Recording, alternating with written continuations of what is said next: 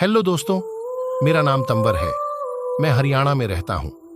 आज मैं आपके सामने मेरे जीवन की एक सच्ची घटना लेकर आया हूं। यह एक मेरी जिंदगी से जुड़ी प्यार की कहानी है।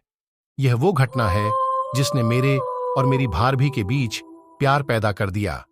ये वो प्यार था जो एक पति पत्नी के बीच होता है। इसके बाद हम दोनों एक दूसरे के हो गए और एक दूसरे में खो गए। आइए अब मैं आपको बताता हूं कि यह सब कैसे हुआ। सन 2015 महीना था, जनवरी का। सर्दी के इस मौसम में अकेला इंसान भला क्या ना करे। मेरी भाभी का हाल भी कुछ ऐसा ही था। भैया कल ही 10 दिन के लिए कंपनी के काम से दिल्ली थे। आज ही मम्मी और पापा को भी किसी जरूरी काम से एक रिश्तेदार के घर जाना पड़ गया था और उन्हें लौटने में काफी देर हो जाती, इसलिए वो आज रात वहीं रुक गए। आज भाभी बिल्कुल अकेली थी। वो कभी कमरे में जाती तो कभी बरामदे में आ जाती थी।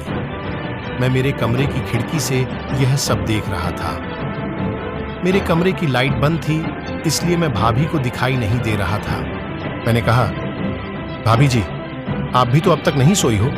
भाभी बोली, क्या बताऊं देवर जी, कभी अकेली नहीं रही थी, इसलिए आज अकेले में डर लग रहा है।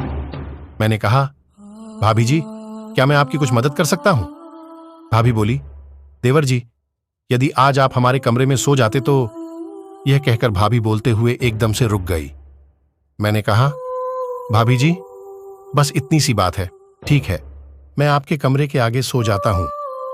भाभी बोली, नहीं देवर जी, सर्दी ज्यादा है और बाहर सोना ठीक नहीं है। आपको कमरे में ही मेरे साथ बेड पर सोना पड़ेगा।